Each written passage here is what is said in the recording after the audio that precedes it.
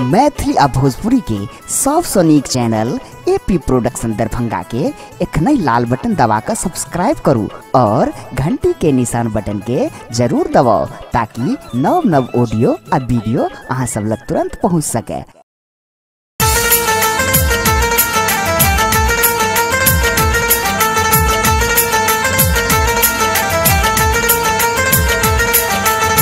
एखन अपने सब सुन रहल छी एपी प्रोडक्शन के प्रस्तुति। बाजू बाजू छठी मैया की।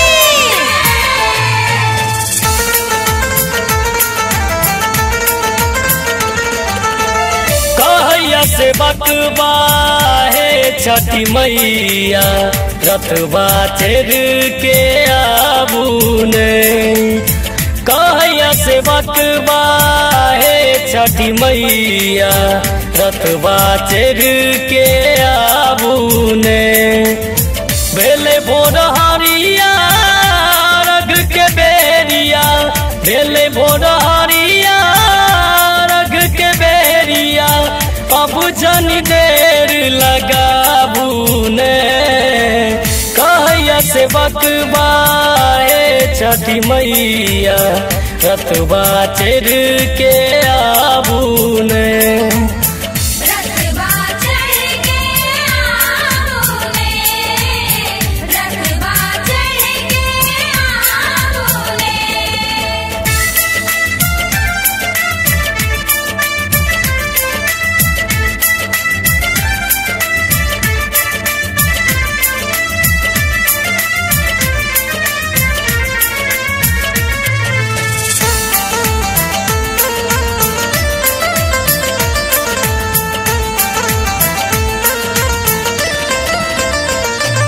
चारू ओर लगैया अन्हरिया घेरने छे सगर बदरिया।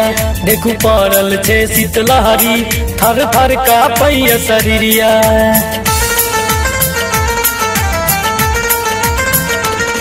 चारू ओर लगैया अन्हरिया घेरने छे सगर बदरिया। देखू पड़ल छे शीतलहरी थर थर का पैया शरीरिया। लके काला सुपावा निरकैया रूपावा, लके काला सुपावा निरकैया रूपावा, खड़ा भेलवास लगाई के। कहैया से बकबा है छठी मैया रतबा चढ़ के आबू ने।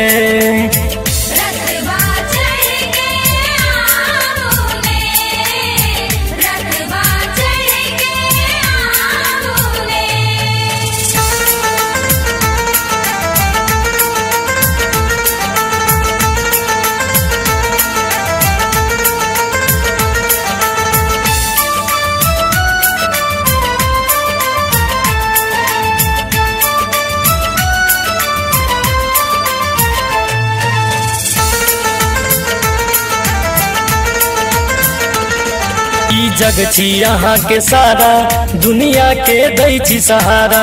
हे देव दिवाकर दिनकर सबके छी पालनहारा।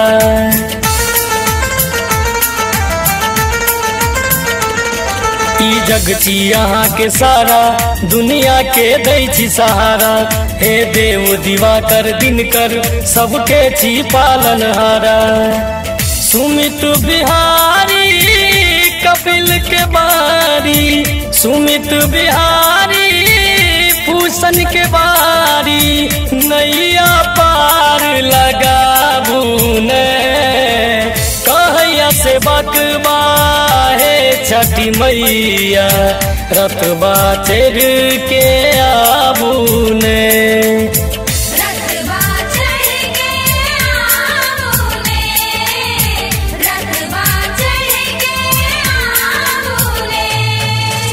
बेले भोर हरिया रग के बेरिया, बेले भोर हरिया रग के बेरिया, अब जनी देर लगाबू ने। कहैया से बकबा है छठी मैया रतबा चढ़ के आबू ने।